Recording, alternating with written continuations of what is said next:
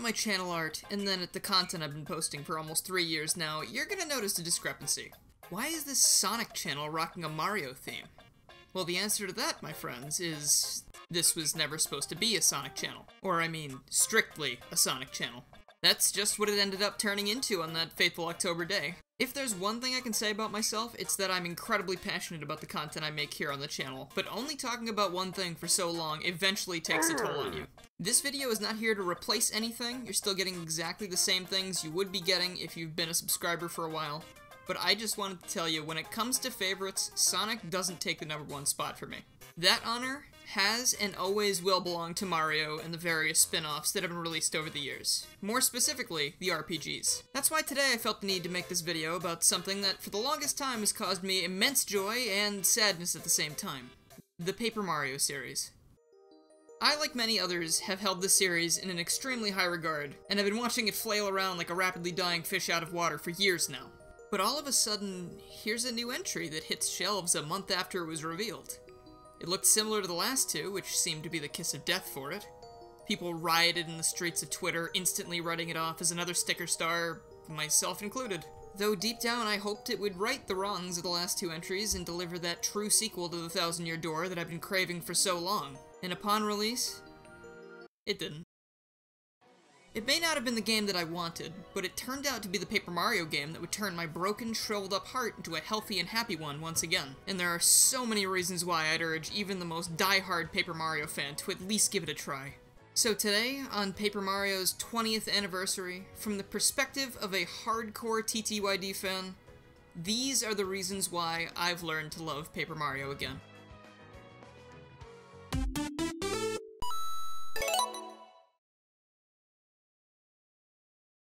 Hello everybody, I'm Garrulous64, and hardcore fans, Paper Mario the Origami King is not the game you've been waiting for. Bug Fables is.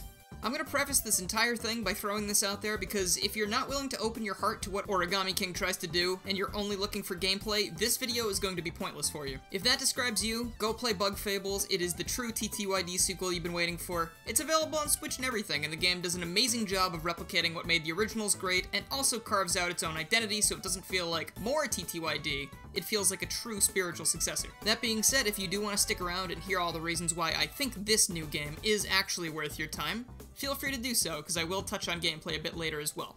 Now with that out of the way, if you're still here, let me ask you, what about the original Paper Mario games made you love them so much? The gameplay, the story, the characters? Well, if it's any combination of those things, I know where you're coming from. To better provide the context to why I love these games so much, I need to spill some background knowledge on you. It's gonna be a little bit heavy, but bear with me. Back in the 2000s, and up until a year ago really, I was not very healthy. I suffered from a condition known as Crohn's disease, and I'm not gonna go too in-depth with what that is specifically, but just know that it made me feel like garbage all the time for 23 years of my life, and it frequently landed me in the hospital. Being sick like that is a lot for a kid to deal with, but thankfully I had video games to keep my mind off things. Specifically, my favorites, Mario & Luigi Superstar Saga and Paper Mario the Thousand-Year Door. I really wish I could recall my first playthroughs of these games in immaculate detail, but it was just so long ago that I can't, and I'm probably also blocking out a lot of pain associated with those times, so maybe it's for the best that I don't remember. But what I do know is that I fell in love with these vibrant worlds filled with zany characters and their escapades that threw the Mario Brothers and their allies into tons of new situations that felt so unique when compared to the mainline games, that I couldn't help but be enamored by them. I may not have been healthy, but I was happy despite the circumstances. What I enjoyed most about these games was that it took the characters I already loved from Mario and made them into something more. Characters with actual character. We all know that Mario and crew are not really that expressive in their mainline games, until more recently we've started to see it change around a little bit. But they expanded the world of this simple platformer into something that almost felt alive with its diverse cast of NPCs, partners, and enemies. The story strayed farther away from the just stop Bowser because he kidnapped the princess into new territories that hadn't been explored. Aside from Paper Mario 64, of course, because they were still a little hesitant to experiment, I guess. And of course, the gameplay was awesome as well, but if everything else had been boring cookie-cutter garbage, the gameplay wouldn't have cemented this series in anyone's mind, would it have? So to really get on with the show now, I want to discuss the Paper Mario series in terms of the typical complaints I see about the new Paper Mario games, as opposed to the Mario story games. I hear the cool kids and blue monsters on the block kind of use those terms to describe the two separate areas of the series. Also, from here on, this video is going to start having spoilers for every Paper Mario game, so be warned. When I look back on stories in games or movies, I don't just look back on how well crafted they are, or even how cliched they might have been. One factor that always makes a story stick in my mind is how it makes me feel. If a story is super boring and there's not one single smidge of emotion in it, odds are I'm not going to remember it fondly or at all. Fortunately for the Paper Mario series, they're usually pretty good at this aspect. For example, in Paper Mario 64, we might yet again have the Bowser kidnaps Peach plot, but based around that are tons of mini-stories that have to do with Mario interacting with his partners and the other denizens of the world. After Mario and Bowser do the same dance they've been doing for 15 years, Bowser pulls off a surprise victory over the plumber and just sort of kills him a little bit. Like, the Star Spirits imply that that's what happened based on their dialogue, like, we have to revive him. Yeah, that's sort of stressful. The game starts off really strong in the story department with some really high stakes, and as it goes on, it sort of drops off a little bit, but the connection to the main plot is always reinforced by the inclusion of Princess Peach's perspectives on everything, which act as fun interludes in between the chapters. Seeing her perspective on everything really does a lot to strengthen the story and what's going on, because while it is the basic plotline of most of the games, you never really get to see what she's going through and how she feels about everything. Through everyone's dialogue, you really get the sense that this is a serious situation that they'll be lucky to fix considering Bowser's huge increase in power. While it might feel familiar, there's a huge layer of extra urgency there, and while it's not the strongest plot in the series, it definitely works. Turning the page now to the Thousand-Year Door, my personal favorite of the bunch. The cutscene that plays before the game even begins provides some interesting lore that you might miss if you're a button masher. Princess Peach arrives in Rogueport, a city that's basically a blemish on the world according to most. It's really not every day that you see a place in the Mario universe as bleak as this. I mean, hell, they've got a noose in the middle of town square, and the Mafia patrols the entire place looking to pick off their targets one by one in broad daylight. How confident must they be? That's terrifying. Princess Peach comes across a street merchant who is selling foreign wares, and a small box catches the princess's eye. The merchant enchants Peach's imagination with some tantalizing legends surrounding it, leading her to opening it up and discovering a map to a legendary treasure inside. In a spur-of-the-moment decision, she decides she wants to go treasure hunting, so she ships the map off to her lapdog Mario, and Mario sets off on a new adventure. But it's not at all what he's expecting it to be. This game plays the mystery card right from the start. The princess is suddenly missing. Did she go off on her own, or is something nefarious at play? No one has any information on her whereabouts, so Mario's only option is to start treasure hunting to piece together what happened. Eventually, we learn that a group of baddies called the X-Nauts have absconded with the princess because they're after the treasure as well, and not only does that kick Mario's instincts into gear, but Bowser hits the scene as well and tries his darndest to keep up with everybody, but he just kinda can't. Then there's Luigi, who's doing God knows what, God knows where, because Peach didn't want him to tag along in the adventure, so like a good wingman, he keeps his distance. And he has one of the coolest side adventures that I think Nintendo has ever produced, and it's still a shame we never got to see that fleshed out in any way. After collecting the usual several star-shaped MacGuffins, our heroes learn from a heartbroken machine that fought its programming to try and help the princess that the treasure isn't exactly what they thought it was. See, instead of a fabulous treasure that will make you wealthy beyond belief, it's actually the spirit of a 1,000-year-old demon that's looking for a host body to possess, which is a little bit of a miscalculation. Thanks, Professor. And guess who's lining up to be the sacrifice to the demon? Yeah, it's Princess Peach. What game am I playing right now? Jeez. Like, remember when you thought the craziest thing in this story was gonna be that there was a noose in town square? Aside from being such a grand departure from the familiar tales we usually hear in these games, there's so much heart packed into the most unlikely of places. Tech's kindness, love, and eventual sacrifice, Admiral Bobbery's tragic past, Coop's desire to save the people he cares about, not just for himself, but to avenge his father, and Vivian putting her foot down against her abusive siblings and joining up with people who care about her for her instead of just what she can do. More than ever before, the Mario world gives these really relatable and emotional stories a home, and it just feels right. Not to mention, of course, the drama that comes with the main plotline and them demons. The world is ending a little bit, but you know, Mario's got it, wahoo and all that. Not gonna beat around the bush with this one, Super Paper Mario is goddamn insane. Right from the get-go, we have Bowser marrying Peach, and no one knows what's going on, but, I mean, he seems happy though, which makes me smile. There are these two new bad guys officiating the wedding and forcing it to happen, which ends up creating something called the Chaos Heart, and then Luigi jumps in, and I'll give him credit for trying, but he's not strong enough to stop the count in what he's created. Flashback to moments before this, the Marios get notice that Peach has been kidnapped, so like anyone with half a brain, they rush to Bowser's place to find that he's getting ready to kidnap her. Strange. That's when the Count hits the scene, takes out Mario in a matter of seconds, and kidnaps Bowser, Luigi, and everyone else in the castle, leaving Mario for dead. Fortunately, a little butterfly character named Tippy shows up and takes Mario to MS Paintland, where he's able to start his quest. What follows this intro is a normal happy-go-lucky Mario story where Mario has to save his friends and brother from the clutches of darkness. And oh, also the world is ending from the very start, as you can see by this giant terrifying anomaly in the distance. So scratch that, it's deceptively happy. Every single stage brings you closer to the end of the world, and they explore some really dark and upsetting themes in this one. To start, a ton of people are hypnotized, even Mario's own brother. After a failed escape attempt, Luigi is hypnotized and he is forced to try and kill Mario, the princess, and Bowser multiple times. Eventually, the entire party is killed in a surprise attack by Dimentio, and Luigi is also dead, and they're sent to Hell, where they end up meeting a character named Loveby. Loveby's parents are the King of Heaven and his goth GF, ruler of the underworld, and they bring on this huge emotional moment where they reveal that Loveby's not actually a real person. She's been one of the pure hearts all along, and it's really goddamn sad because the way this unfolds is basically a child giving up the life they thought belonged to them to ensure the safety of the entire world, and parents having to live on after that happens, which is really something that no parent should ever have to experience. Speaking of that whole world-ending thing, one world actually does just end while you're inside it. Who knows how many thousands of people succumb to the void because you were too late to stop it, but that's just something to think about when you're trying to sleep, I guess.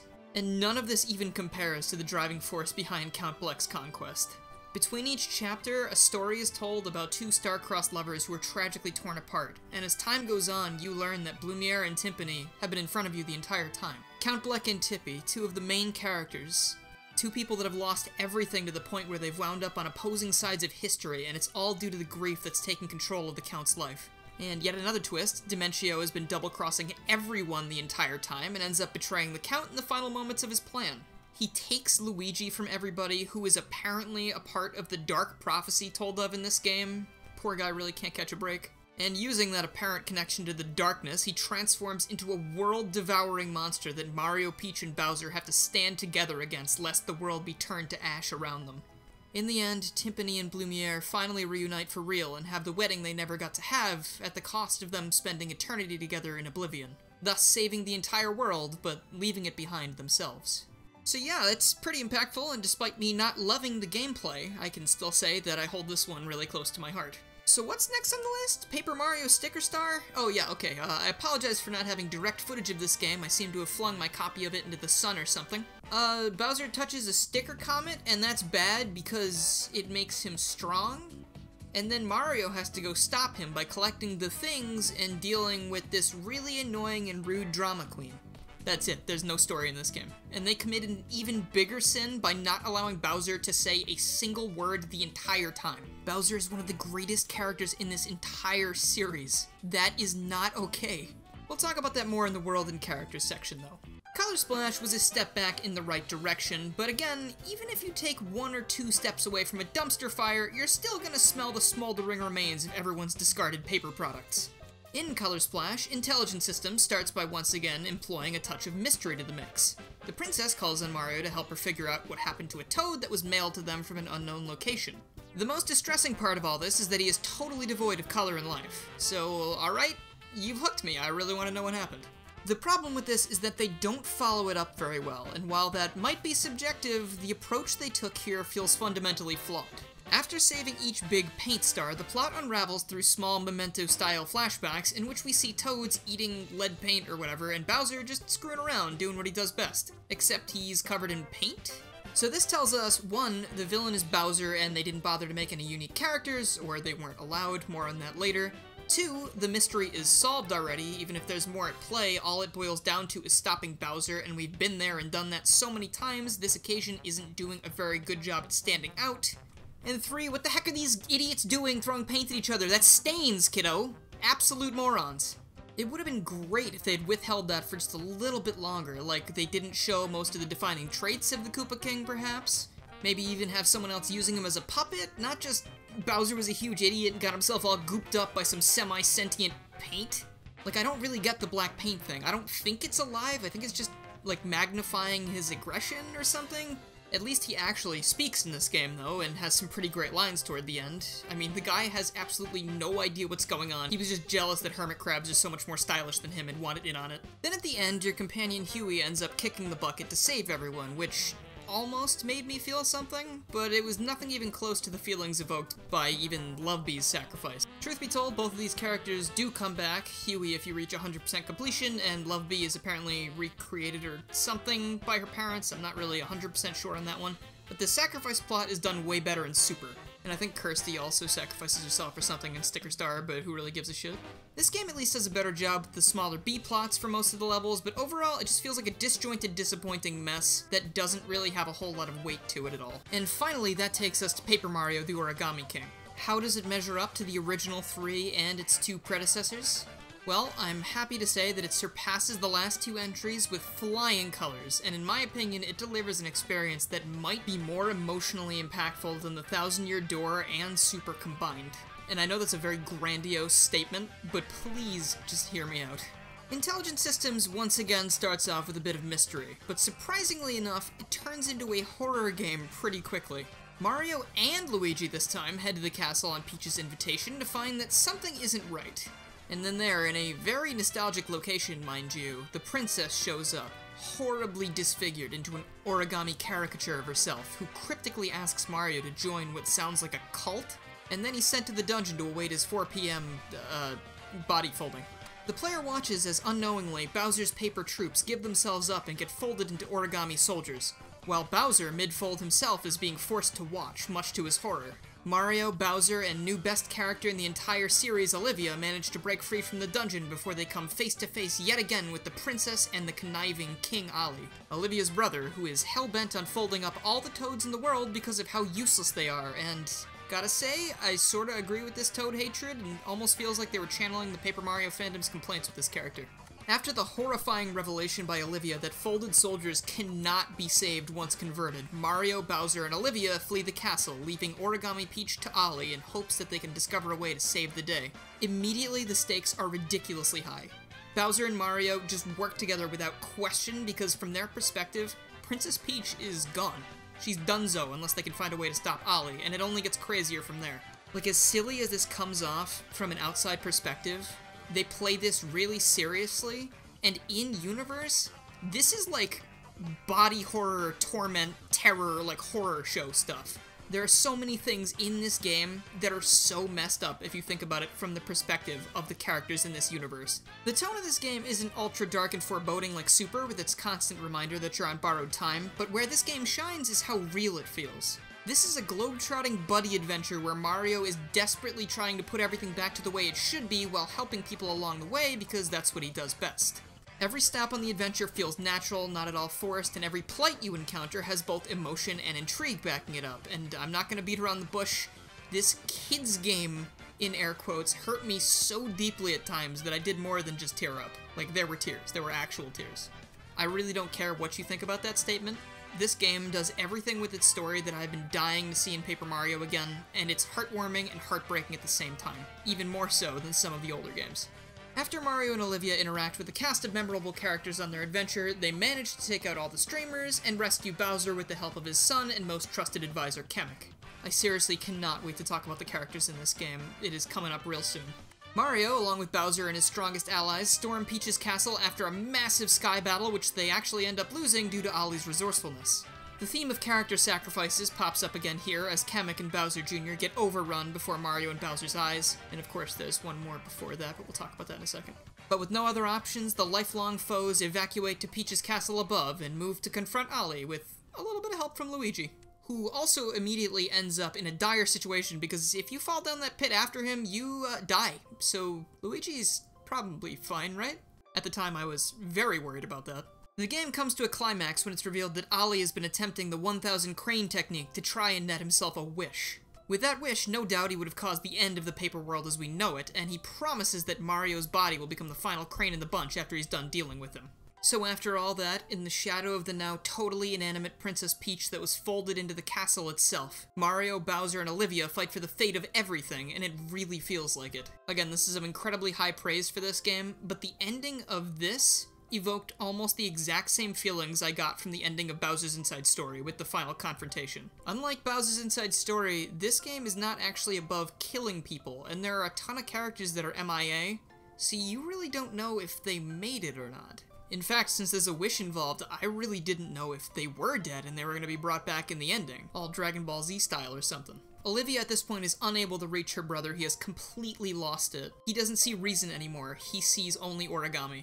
After a huge 3-part struggle, Ollie's life comes to a close as he unfolds into a regular sheet of paper, but not before asking Olivia to make his body into the final crane and take the wish for herself. Using the promised wish, Olivia wishes for every piece of origami folded by her brother to revert to the way they were before they were folded, and this unfortunately means her as well. So after all that, Mario, Peach, Luigi, Bowser, Bowser Jr., and Kamek revel in a true origami festival to make the most out of Olivia's sacrifice. Mario stares silently at the throne where Olivia should be sitting, only to be comforted by Peach before the game comes to a close. So when people say that story is one of the reasons they don't like the new Paper Mario games, this game has a story, and it's a damn good one. It's a story I didn't think I would connect with as much as I did, and that's because when the game was revealed, the marketing showed us what we were all afraid of, the lack of original characters aside from Ollie and Olivia. After all, a story is really only as good as its characters, so is the character situation better in Origami King? Well, yes and no. So let's talk about that next. I mentioned earlier that one of the things I loved about this series was the original characters. Seeing that aspect of the game stripped out of it in Color Splash and Sticker Star was one of the things that hurt the most, as characters like the Star Spirits, Junior Troopa, Goombario, Cooper, Koops, Vivian, Dupless, the Shadow Sirens, or Count Bleck and his gang added to the lore of the series so well. See, there's more than just your average Goomba running around. This one's got a degree in archaeology. Good for her. Being able to walk through these worlds with your friends merrily following behind and seeing how things change from place to place, the dominant species of an area changing vastly in most cases, made this feel like an actual world. If you love this series, this is a really special thing to behold. Super, for as much as I don't like the art direction change for most of the NPCs, still does this really well with its various worlds to visit, each one feeling really different from the last. And that's why when Sticker Star came around and Toads had suddenly become the dominant species of the world, and none of them even had a single goddamn unique thing about them, it kind of broke the immersion, so to speak. Where'd the Nomadi mice go? What happened to the peaceful Koopa and Goomba villages? Yoshis? Piantas? Literally anything? It's like it never happened. At least when Super changed everything up, they still respected the previous entries by including references to the original games in the form of the collectible cards, and also these really sweet portraits of Mario's friends from the first 2 adventures in the opening scene. I'm not gonna sit here and tell you that the early games were perfect in terms of characters, because if you look at things like Red and Blue Goomba from Paper Mario 64, maybe a couple Toads here and there doesn't seem like quite the leap in terms of effort. But even when Paper Mario 64 was basic about things, there was still variety. Like, look at all these Bob-ombs here. Not one of them looks the same unless they're the enemies you're fighting in battle. Bombette is basically just a pink Bob-omb with some slight visual flair. That's really all we need, right? I'd honestly be set with this. Like, we don't need to go full Thousand Year Door again. Flurry and Vivian stand out amongst the traditional cast like sore purple thumbs, but being able to visually identify a character is a good thing, right? We've all been blaming intelligent systems for this for a very long time, but as of lately we've learned that it's possibly Nintendo stopping them from doing this. Or maybe they're not, because there are some visually unique characters in Origami King. I really don't know how this works. But confusion aside, what about the characters did I like besides their appearances? Well, I think the best way to put it is, they had heart. Against all odds, they set off with Mario on his adventure for one reason or another, whether it be for self-betterment, to help people, or just because they were in the right place at the right time. Each one of them had something special about them, but even though I love them all, I do have to address the glaring flaw found in the first couple games in terms of partners and party members. Remember when you meet Koops and he's terrified at the thought of confronting a dragon to save his village, but he also wants to become stronger so he can be like his dearly departed father? Well, he does it, and as soon as you're done with that, he just becomes one of these several options for character dialogue that are basically interchangeable when it comes to cutscenes. These characters start off really strong, but are shelved hard after they prove themselves in the chapter they're introduced. Paper Mario 64 is even worse an offender in this regard because sometimes, in the case of Cooper and Bombette, You receive one, and then 20 minutes later, before the character has done anything, you get the next one, and then maybe you only switch to Cooper for a couple seconds here and there for overworld puzzles, and he's just effectively removed from the story. These guys really just don't have any weight to them once they've crossed the threshold from NPC to partner, and that's a damn shame because these characters are supposed to be your supporting cast.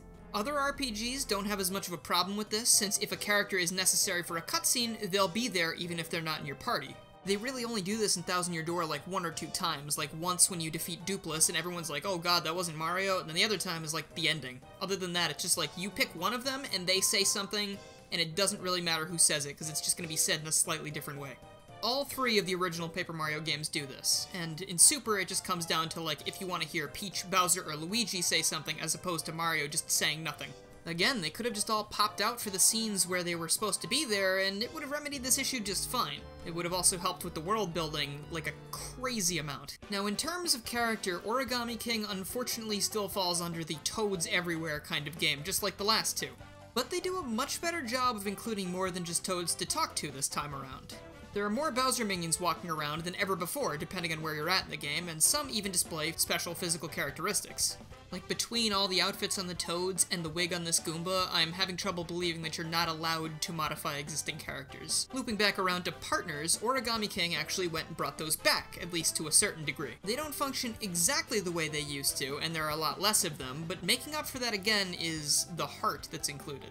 When I look through my Switch's photo browser, I have more screenshots and videos saved for this game than I do for any other game on my Switch, because literally every single line uttered by your companions in this game is gold, and the writers and localizers should be praised for it. Starting with Olivia, she's your Tippy, Kirsty, Huey for this game, except she's better than all of them.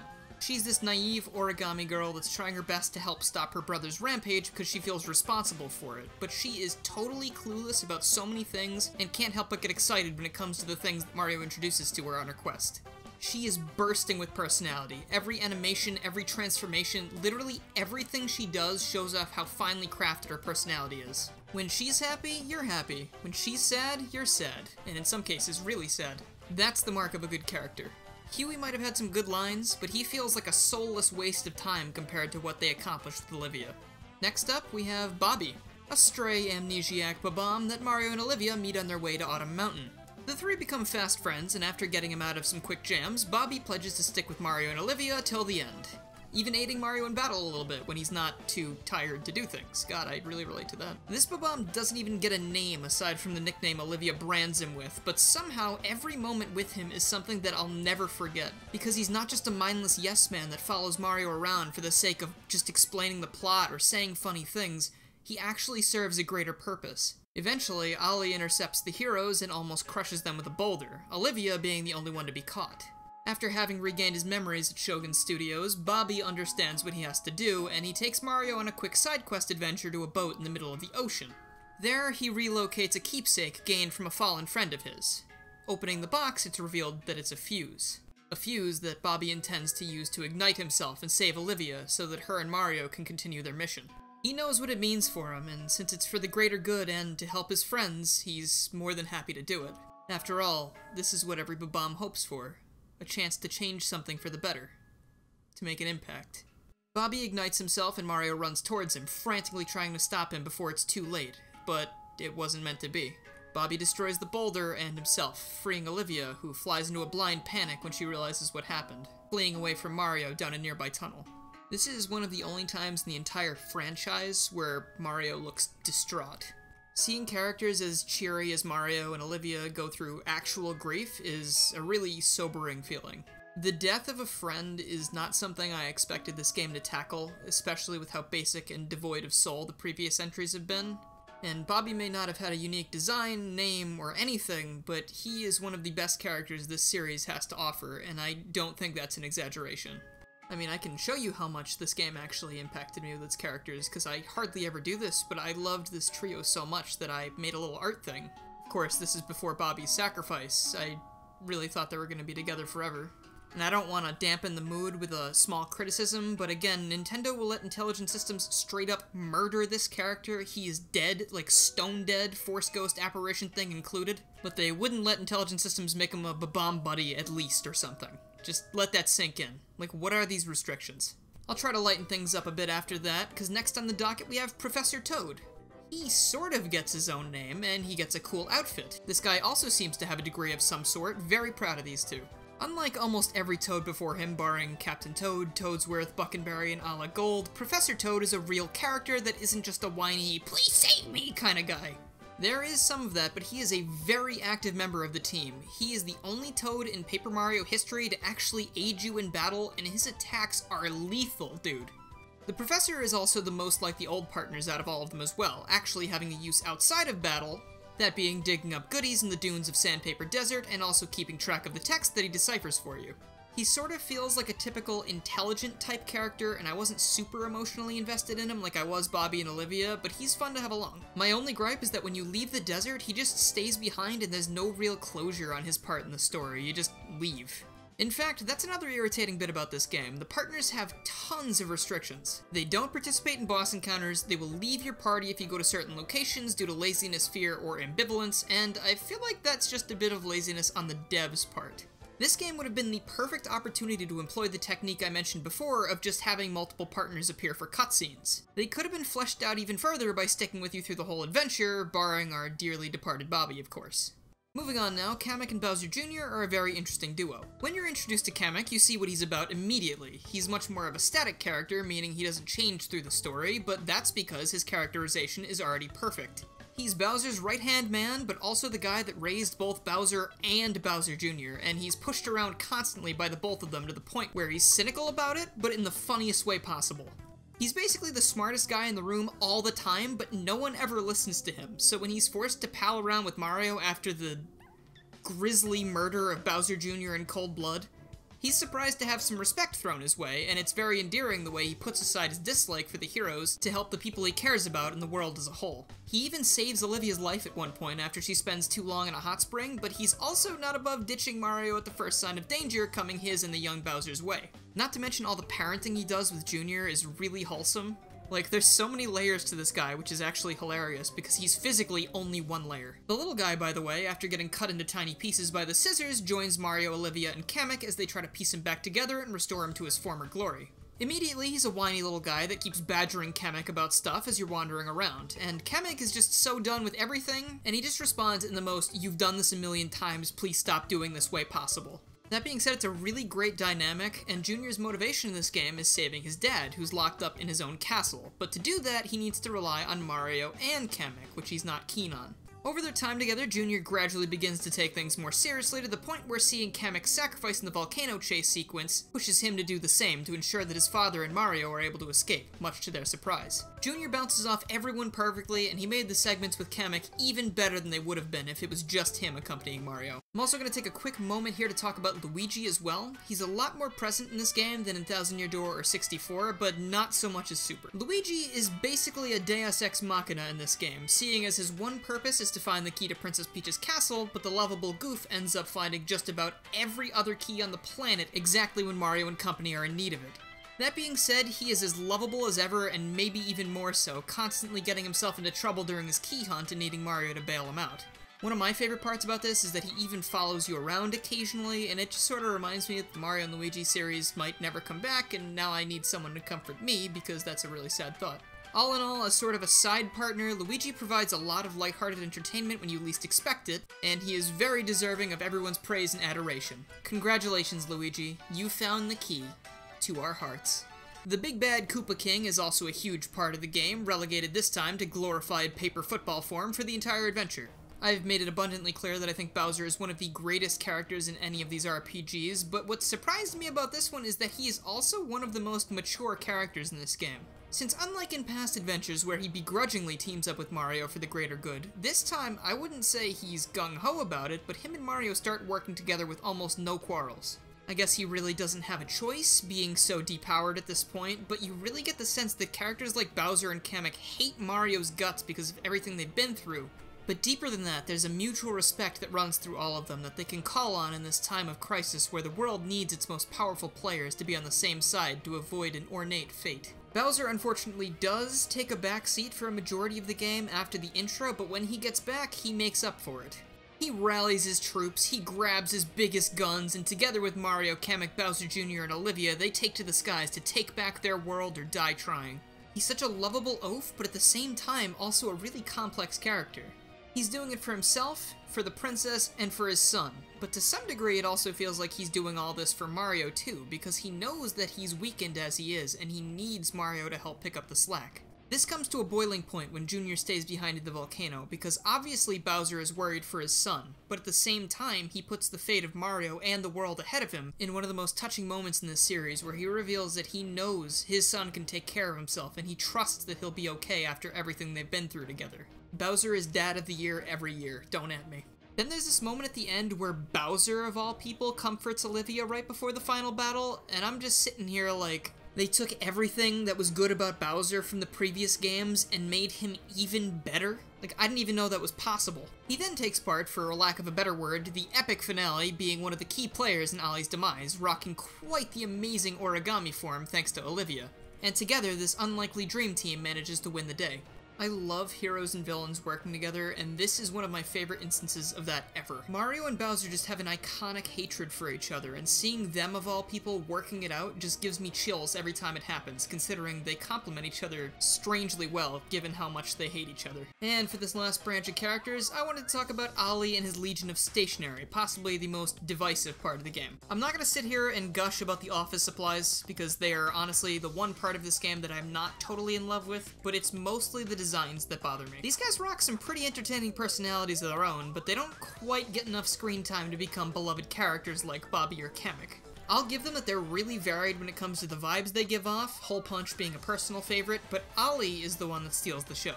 He's a bit more present of an antagonist compared to Bowser in the last game especially, and at every turn, he's made preparations to try and stop Mario in his tracks. Ollie's vendetta against Toads pretty much extends to the entire paper world, and he's made sure to fold by hand himself all those little parasites into all manner of things, and in some cases, he even lets the Legion of Stationery do whatever he wants with them, including, like, actually lobotomizing them, which is kind of terrifying. I guess Ollie's hatred knows no bounds. But why is that? Turns out, he was wronged by his creator, who was also a Toad, and he wants everyone to suffer as he did. Seems a little bit petty, especially when you learn why he's so angry. It turns out his creator scribbled on him before he folded him up, and I'm getting some Infinite vibes there a little bit. I wouldn't say he's the strongest antagonist around, but his connection to Olivia and the powers he has under his control certainly set him apart from the boring antagonists of Sticker Star and Color Splash. And I have to, of course, give him a bit more points for his dramatic demise, because he does learn something and become repentant in the end. After being horrible to his sister the entire game, he finally comes to terms with everything and allows himself to be the thing that saves the world. And there's not even any malice in it anymore. He just realizes what he did was wrong and he wishes he hadn't done it, and fortunately, they have a wish on their hands, and it goes to no better hands than that of his beloved sister, the one he had been trying to reach this entire time. It's just sad that one of them had to die to reconcile their differences. TLDR, this section, I feel like the characters on display in Origami King hit the nail on the head much harder than anything else in any game that came before them. And to top that off, they did it without needing original designs to back them up. They're also handled a lot better in the story than the old partners, in the sense that they actually impact it as opposed to just becoming excuses for text boxes after they join the party. I'm not saying the old partners are bad. I've talked about how much I like them, but remember, criticizing something doesn't mean you hate it. Sometimes you just want it to be better. All the Sonic fans watching should know that feeling very well. Alright guys, we're almost done here, I promise. For this last section, I just want to talk about the gameplay real quick and the presentation. This is probably the portion where most people are going to object, but I just want to put this in perspective. If Color Splash was a few steps better than Sticker Star, Origami King is a full 3-hour flight better than Color Splash. You're not even anywhere close to that dumpster fire anymore. I don't even like comparing them anymore at this point, it just feels like they're so different. Instead of just suffering at the hands of the restrictions that Nintendo no doubt has been imposing on this series, instead, this third attempt, they took it and they rolled with them, and they prospered. This game is jam-packed with variety. No matter where you go, there's something that's gonna spice up the gameplay so that you never feel like you're just doing the same thing over and over again for too long. And there's plenty of quality of life stuff too. Oh, is there a huge desert for you to traverse? Ride around in this mandatory Mario 3 reference and mow down enemies without fighting them. Need to cross the ocean? Here's a watered-down Wind Waker minigame complete with secrets to find. Game feeling a little dull at the moment? How would you like one of our high-energy musical sequences featuring all these adorable goofballs getting down with their bad selves? Those were a pretty big favorite of mine. All the dancing is so sweet I felt dehydrated just looking at it. There wasn't one dull moment in this entire game, and there's always some kind of set piece to liven up the world around you. The other thing people seem to dislike a lot is the whole paper aesthetic, or I guess some people like it and some people don't. I personally think it looks great, but honestly, I could go either way. I think everything they do with the new aesthetic is really creative and eye-catching, and I know it doesn't compare one-to-one or anything, but there have been little paper moments like this since the beginning. They just decided to go all out at this point, and I really don't think the game suffers for it. I mean, you really don't see people complaining when Mario turns into a paper airplane in Thousand Year Door, so there might be some blind nostalgia going on here. The elephant in the room here is obviously the combat. Paper Mario is a series of RPGs, sort of, unless you're asking Papa Tanabe, because he says they're adventure games. Even though I absolutely love this game to bits, I still miss the more in-depth combat and EXP system, but after a while, I didn't really care anymore because I liked the rest of the game so much. This time around, there's just so much more to the gameplay than just the fights, and I was able to recognize that just by playing through it. The gigantic environments you're able to explore make up a huge portion of this game, and it really feels like an adventure. And to those saying there's no reason to battle, again, there totally is. See, all the confetti around, you're kinda gonna need this stuff to finish the game, and while you could just mash every flower and tree for minutes on end until you top off your supply, it's a lot easier and honestly more entertaining to do a quick puzzle and then bash a Goomba's brains in. Look at the reward from hitting a flower compared to beating an enemy. Like, that alone makes it worth it in my mind. Plus, the puzzles are a really fun idea. They either make you feel like the smartest man in the world or the dumbest idiot that's ever lived. There is no in between. The combat, however, really shines when it comes to the boss fights, and I honestly liked them a lot more than the main combat. The challenge of maneuvering Mario around with the arrows to hit as many of the bonus panels as possible before getting to the boss and trying to figure out where to hit him and with what attack to do so was really exhilarating. And when the thousand-fold arms get involved, smacking the ever-loving shit out of these bosses after they might have given you a really hard time beforehand, it is one of the most cathartic things I've experienced in a video game in a very long time. Seriously, just give that a try and see if it doesn't put a smile on your face. Now compare that to the actual irrelevance of battles in the last two games, and the forced you must use this sticker or card that you might not even have to actually finish this fight. It's really easy to see the difference between them. Seriously, it's night and day. Even if your attacks in Origami King don't last forever, they still last long enough that it makes sense to use them in regular encounters as opposed to saving them specifically for boss fights. That alone makes the battles more worth playing than the previous games. And of course, they also made coins incredibly useful, because if you're really stupid like me, maybe you need to ask Toads for help for the puzzles a little bit. It's actually a really good system. Disappointingly though, Tanabe seems to think that they need to change the battle mechanics in every single game from now on, so hopefully someone steps in and stops them from making more decisions they regret in the future. This section might have seemed a bit short compared to the others, but believe it or not, the world that's built up around the mechanics is just as important to me as the gameplay itself in an RPG's case. For the last two entries, the gameplay and world has been weak, but in both regards, Origami King is a huge improvement.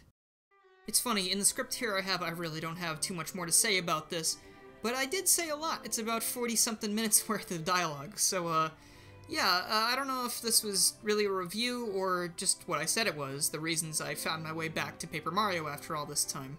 But if you can't hear the passion in my voice over this, and you're still against the game, I don't blame you. I really would love to see a real Thousand Year Door follow-up someday, but as long as we have Bug Fables, maybe there's room for a new take on Paper Mario in your heart as well. After all this time, this game might not have been the game that I wanted, but I am so glad that it's the game we got.